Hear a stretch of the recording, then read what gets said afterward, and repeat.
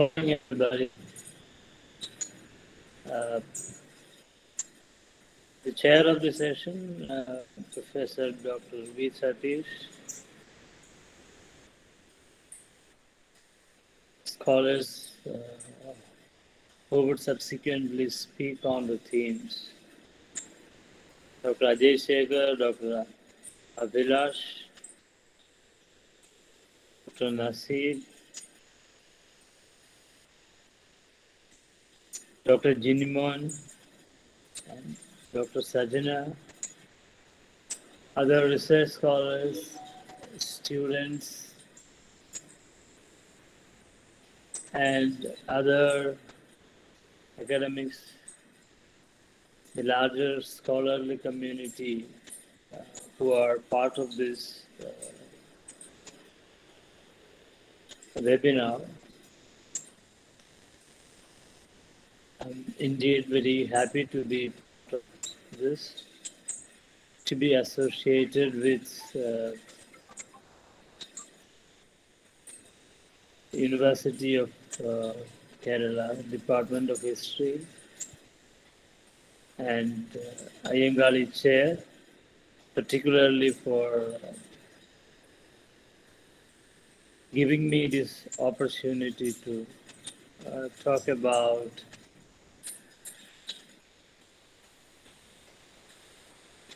this main theme of today's webinar, Subaltern Subject Position, Reflections on Kerala Society, Institutions and Culture. Now, with your permission, I take 1 minute leave because I have to sign a paper of a student. I just need to pass on some information to her and then I will be right back. I just make a phone call. I'm extremely sorry for that.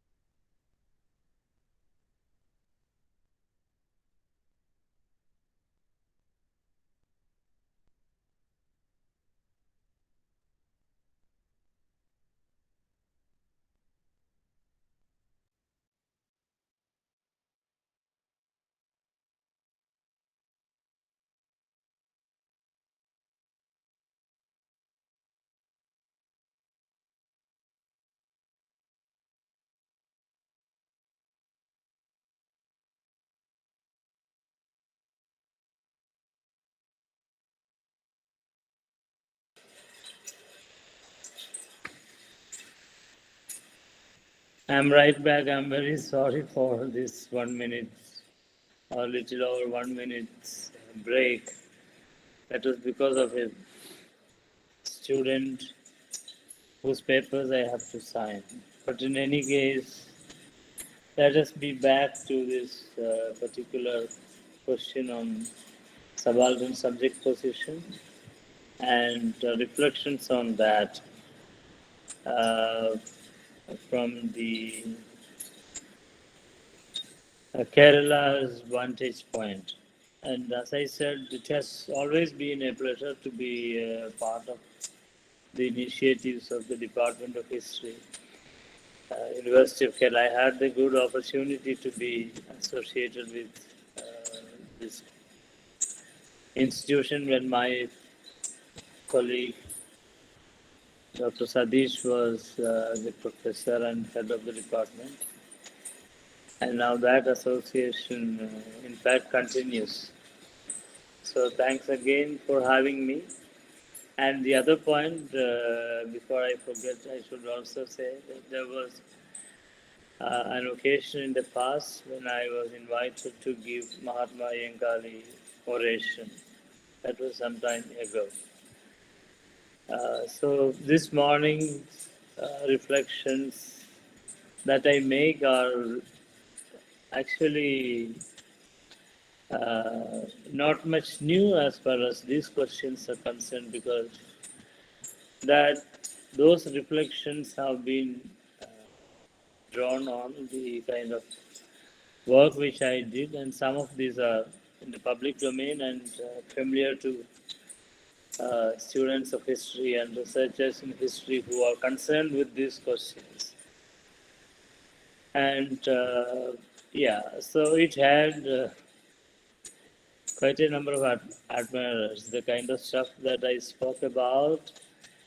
And at the same time, there were also detractors who disagreed with me, uh, and at times who were very angry with me as well. So I appreciate both those who have been angry with me and those who have been really supportive, or who accepted the kind of arguments which I made.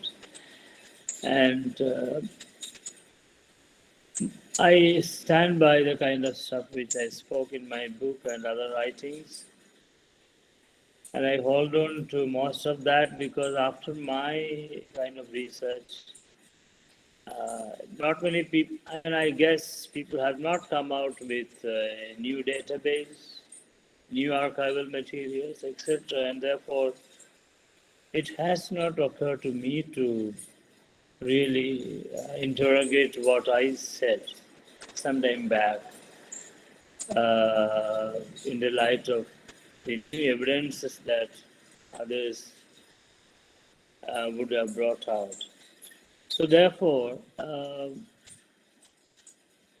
in the remaining time, let me just think about what are the ways in which we can actually think about the questions of subalternity. Now, some of my critics had actually pointed out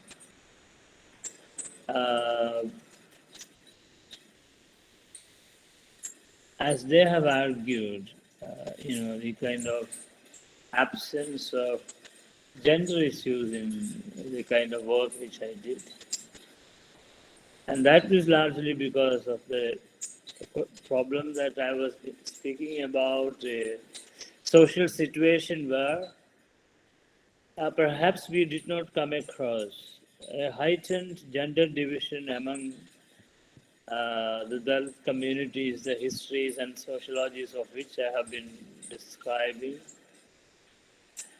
But subsequently, I had occasion to work on questions on women and religiosity. But those who have read my book will realize that, in spite of that, I've been talking about the kind of gender issues that have been, really there. So that is a question probably one would really reflect on in the light of the subsequent debates, and also my own kind of subsequent writings, which are on questions of emotions, which is there very much in my book, Modernity of Slavery, but I continue to publish subsequently at least 3-4 articles dealing with the questions of emotions, mentality, and so on. So therefore, what I want to suggest is that I was trying to continue this analysis of subaltern subject positions and the way subalternity itself was conceived, thought about, articulated in the context of Kerala. So therefore, I invite the younger lot of scholars to think about this.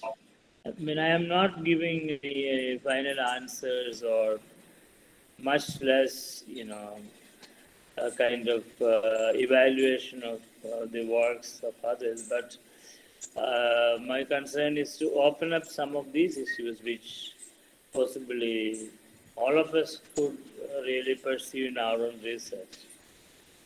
So therefore, that is the first thing to talk more and more about questions of emotions, etc. Questions of mentality, which are there in my book, and subsequently I kept on working this. And of course, I'm sure that at least some of you could be familiar with the most recent book by Nissim Manathukarans, which is entitled as Subaltern Subject Position. Communism, Subaltern Studies and Post-Colonial Theory, which is all about the left in South India, the subtitle, but it is on Kerala, trying to understand these historical questions by looking at post-colonial theory, subaltern studies, and so on. So that's a book which has come out recently, and there are many other uh, younger scholars who are doing a lot of interesting work on similar issues that I worked on, but on largely on the questions of class formation and the role of subaltern social groups in it, whether they were mobilized as agricultural laborers or they were mobilized as oppressed castes, untouchables, enslaved people. So you have a variety of questions there to be taken up. I'm sure that in the subsequent deliberations, these issues will come up for discussion. The other point which I think the other point which is quite significant, and I had occasion to talk about this, is to see who are the subalterns of Kerala.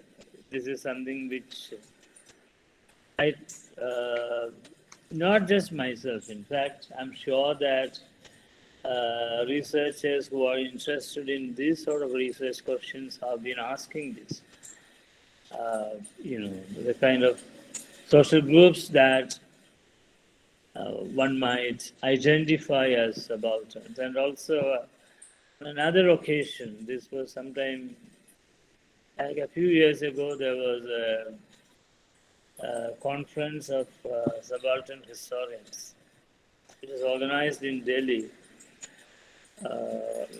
which was all about the questions of translations of subaltern studies, how subaltern studies. I'm talking about subaltern studies project.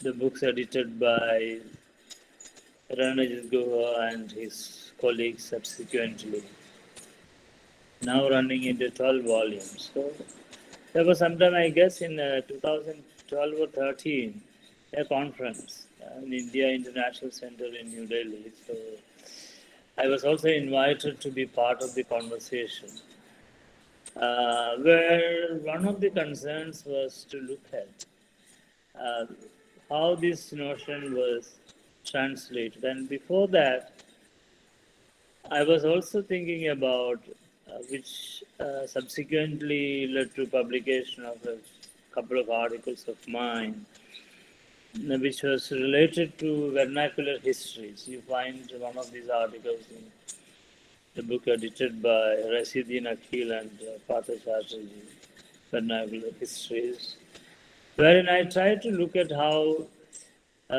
one of the questions I'm talking about, which is of relevance for this morning's discussion, which is to see and to define and understand and demarcate, differentiate who are those subalterns in Kerala. So I have a request to Mr. Satish. I don't know how many minutes are allotted to me because I don't want to cut into the time of others. And I will be very happy to be strictly following time. And if you think that I am overstepping the time limit, you can ask me to stop. So now it is 11:02. So what I am saying is just this. So when we rented the idea of subaltern into Malayalam, this I wrote subsequently also published in Malayalam as well. So Malayalam translation is Kirala Padanangal or Kira. About that social group, we talk in Malayalam as Kiralar. But the question is to identify the community, social groups that would identify themselves as Kiralar. For a variety of reasons. This is my argument. I think not many people in Kerala, Malayalam speaking people, would identify themselves as Kiralar because it carries a certain kind of what I would, for want of another term, use as stigma. So it is in certain ways a stigmatized term in Malayalam, Kerala. Now, comparing this with the Hindi rendering Nimna Varga, and also the Tamil rendering of this, I forgot the term for that. So I still remember the late Professor M.S.S. Pandyan was talking about how the subaltern studies was received in the Tamil-speaking region, Tamil Nadu, and the ways in which it was translated into Tamil. So therefore, we have many of these stuff being translated into various Indian languages, creating a very interesting kind of translation of ideas, translation of concepts and categories, etc. For this morning, my contention is that it's very important. In fact, although the idea of subaltern studies is not very new, since you all know that it began in the early 1980s, 1981, 82 when the first volume came, and now it is more than 35 years. So therefore, it has been entrenched in various ways. It is part of the academic curriculum. It is taught in many parts of the world, particularly in the Anglo-American academia, or let's say in most of the English-speaking parts of the world. These things are being taught. And in translation, this is being taught in Latin America. And we also read about translations of the major figures of subaltern studies in Chinese, Japanese, and other similar global languages. So the point I'm saying is that there has been a lot of rendering of this. This is the point. So in our Malayalam context, when we think about it, the interesting aspect is that not many people would identify themselves as subalterns. Yeah, Satish, you have something to tell me? So, what I just want to say is this. When we talk about subaltern subject position, this, rendering their meanings and the complexities and highly culturally charged kind of ideas that the notion of the subaltern really translates. This is a point which I guess we need to talk about. And alongside this, I may draw your attention to the classic essays like Can the Subaltern Speak and so on, where really the scholars have been talking about the need to listen to the archive, the silences. And the fact that most often we can listen to the subaltern speech only through the archive created by the elite. So therefore, even as the subalterns speak, there are things which disables their speech. It is not that they cannot speak, but the ways in which it is refracted through the machine of what you call this recording. The processes by which archival materials are created. So that makes the sort of retrieval of these subaltern voices really a difficult task. And this is something which has been recognized for a very long time. And therefore, I think for today's discussions, I may want to invite your attention to that particular debate. And the other point, which is significant, is to see the manner in which the ideas of domination and subordination gets articulated and re-articulated. So you have one Poigel Johanan or Ayyankali, or you have a few other people in the context of Kerala who tried to really come out with a very substantive kind of critique of caste domination without being, themselves talked about as, intellectuals of the sort. But we know that there have been organic intellectuals produced by these communities.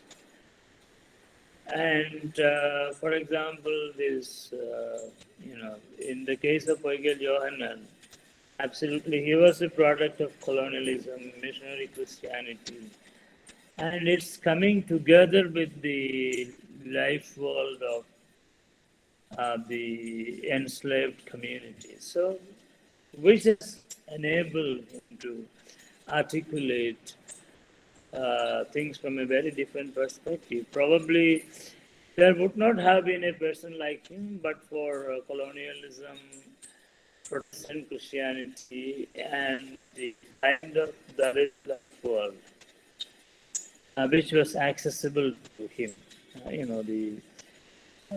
Put it in a blunt manner, in that world of the Parayas and Pulayas. So therefore, we need to think about what makes subaltern articulation possible in a given historical context, often enough weaning away our own personal choices. Because what happens with many of these historical figures is that people read meanings into them depending on their convenience without being worried about what is there in the archive. And I know that there is a dislike for the archive as well. So, which is not, I think, a very promising thing when you want to write critical histories of the social movements. So, in 2 minutes, I will conclude. Well, the other point is basically to connect these debates with. This is something which I have been trying to do, and I want younger generation scholars to do. Even as we are talking about questions of contemporary history of Kerala, or even modern history, or earlier histories, especially from the perspective of the oppressed caste or enslaved caste, or communities that have been enslaved, it is quite important that we try to understand the globality of that. It cannot be done in isolation because there is a huge scholarship, critical scholarship, which is existing on the issues of race, class, slavery, and other kinds of things. And all these radical texts that are there, like that of Ashley Bembe now, or early generation C.L.R. James, the Caribbean revolutionary and intellectual from Hazy. So we have a very and we have all these contemporary figures like Paul Gilroy. These are some of those quite well-known names, but we do have quite a number of younger generation scholars in various parts of Africa, which is francophone as well as anglophone, who are writing on the questions of slavery, on the questions of race, on the questions of class, etc. So therefore, even as you are talking about questions of subalternity in Kerala, or in India. So the onus is on the scholars to have a larger picture of this, a larger story of this, a critical story of this. So therefore, I think today, with the rise of the studies and conferences being proposed by institutions like University of Chicago and many other institutions and networks in and the West. And I think these questions, the subalternity, as we are talking today, has become, this question has become, or these questions have become really substantive. And I think the younger generation scholars, as well as people of my generation, who are still actively pursuing this research, need to ask new research questions. We need to move out of the beaten track and look for new archives, look for new and bring in new interpretations and make history writing much more radical, where humanism, tolerance, and scientific inquiry will persist. And I'm sure that Mahatma Yengali Chair and the Department of History, University of Kerala, will offer a fantastic avenue for this sort of a critical scholarship to flourish. And thank you very much for the invite as well as the patience with which you all have listened to me. Once again, my sincere thanks to Dr. Jinimo and Dr. Satish, Dr. Sajana, and other colleagues and friends. Thank you very much. Thank you, sir, for awakening us to the various dimensions of subalternity and towards the social necessity or need to listen to the silences. Moving on to the most awaited lecture series, first I invite Dr. Ajay S. Shekhar, Assistant Professor, SSUS Kalari, to deliver a talk on the topic, Articulating the Subaltern Subjectivity